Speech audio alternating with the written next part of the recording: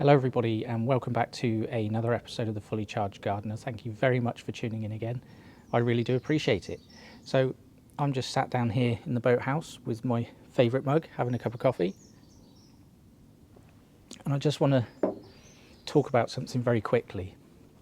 Now, I try and keep my comment section on my videos as free as possible. I don't like to delete comments unless I really have to, but I woke up this morning to a comment that actually made me laugh. It was very funny, but far too many swear words in there, so I had to delete it because, you know, YouTube doesn't like this kind of thing. So if you are the person that wrote that comment, I didn't want to delete it, but I had to. So maybe if you could post it again, just with less swear words in it, that would be great.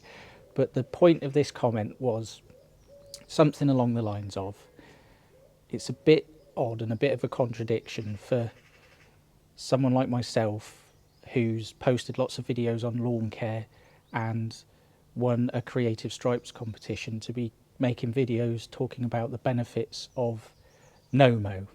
Now, I can understand that, yes, I can.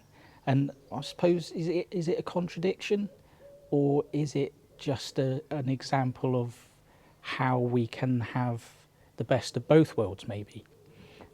We're fortunate here on this site that there's enough land where we can have both the formal and the informal in one garden working side by side.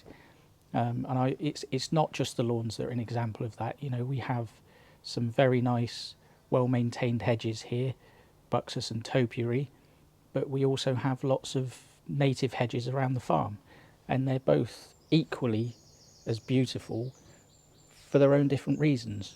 And it's about creating balance, I think. So it's not just a case of one or the other. You can have a bit of both. You know, especially here where we hold weddings. I mean, if I was to let the formal lawns go completely wild, I don't think the wedding guests would appreciate that. It'd be a bit awkward for their wedding photos.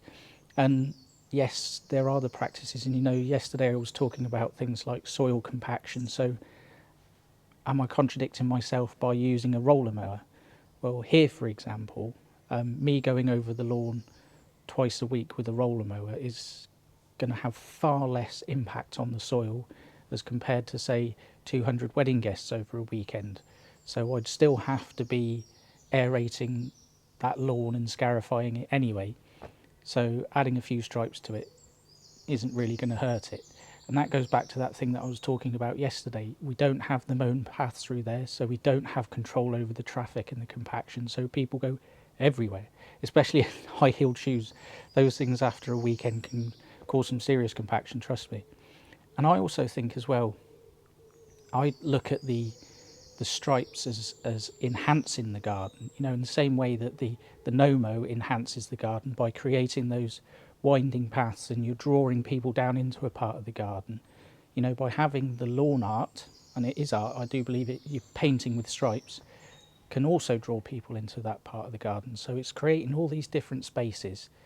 And I think that's what horticulture is about. Well, it is for me as well, is it's finding that balance.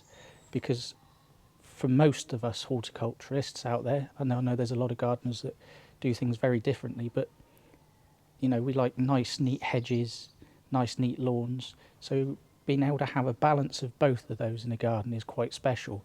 And especially here as well, and I'll pan the camera around in a second to show where I'm sat. We have quite a lot of architecture in the garden, I'll put it that way, real formal structures, and just having these little wild areas right next to it balances that out really nicely. If we were to have striped lawns right next to a lot of these buildings all over the place, it just wouldn't work. It's too formal.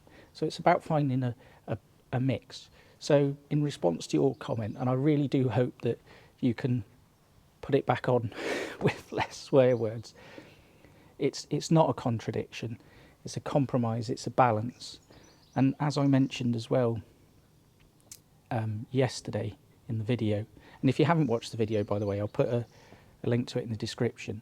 I was talking about monocultures and how a lot of us gardeners are really bad for it. And here we have a lot of box hedging, and we have box blight, and it spreads like wildfire. We do have to spray to keep it under control. Whereas if we had more variety, then it would be less of a problem. So having more plants and more diversity in the garden can only help. And one example of that actually is with the box moth caterpillar. We've had it a couple of times where it's appeared in the garden, but because we have such a good bird population, they seem to be keeping it under control. I mean, don't get me wrong, I've got the spray there ready just in case it does get out of control. But at the moment, the birds seem to be doing it. And I genuinely believe one of the reasons why we have so many birds in the garden is because we have these wild areas, more insects, more food for the birds, and it's just that whole ecosystem working together. So it is fascinating to watch. And it is always a struggle finding that balance between what nature wants and what we want as tidy gardeners. And I also have a responsibility to my employer and the clients that come here because they want a nice presentable garden for their weddings. So constantly finding that balance. So yeah, I just wanted to make this quick video. I'm not going to ramble on too much. And I also just want to say once again, thank you very much for tuning in again. I really do appreciate it, and I'll see you in the next one. I'll stick a little bit of B-roll on here because this is quite a cool spot. Cheers. Oh, coffee's going cold.